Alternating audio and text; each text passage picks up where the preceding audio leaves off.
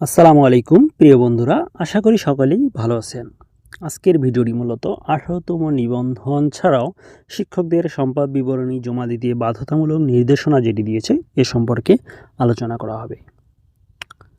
18তম নিবন্ধন লিখিত পরীক্ষায় যারা পাশ করে ভাইভাতে অংশগ্রহণ করতেছেন এবং ভাইভা পরীক্ষায় যারা উত্তীর্ণ হবেন তারা কিন্তু 100% চাকরি পেয়ে যাবেন।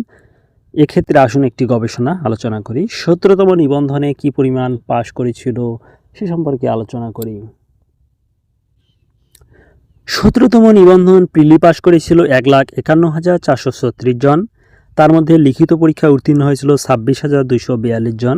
স্কুল 1-এ পাশ করেছিল 19,095 জন, স্কুল 2-এ 2,101 জন, কলেজ পর্যায়ে 5,046 জন এবং এই 26,242 জনের মধ্যে ভাইভায় উত্তীর্ণ হয়েছিল 23,985 জন এবং ভাইভায় ফেল করেছিল 12,55 জন।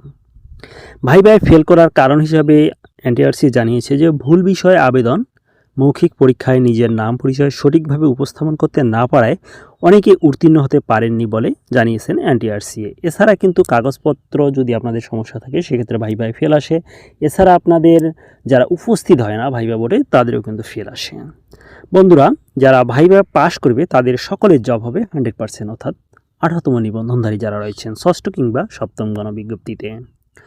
18তম নিবন্ধনে প্রিলি পাশ করেছে 4,79,981 জন।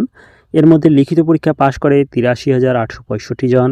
স্কুল 1-এ হচ্ছে 55,890 জন, স্কুল 2-এ 5,323 জন, কলেজ পর্যায়ে 22,652 জন।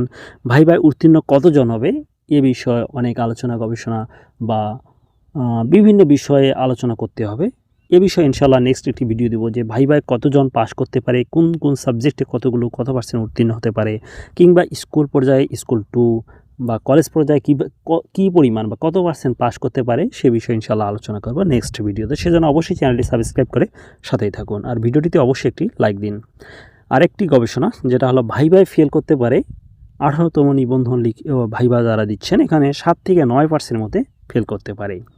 এই পরিমাণটা বেশি হতে পারে যদি কাগজপত্র বা আদার যে সমস্যাগুলো কথা বললাম যেগুলো কারণে মূলত ভাইভায় ফেল আসে, এই বিষয়গুলোর পরিমাণ যদি বৃদ্ধি পায় সেক্ষেত্রে এই পার্সেন্টেজের পরিমাণ বৃদ্ধি পাবে।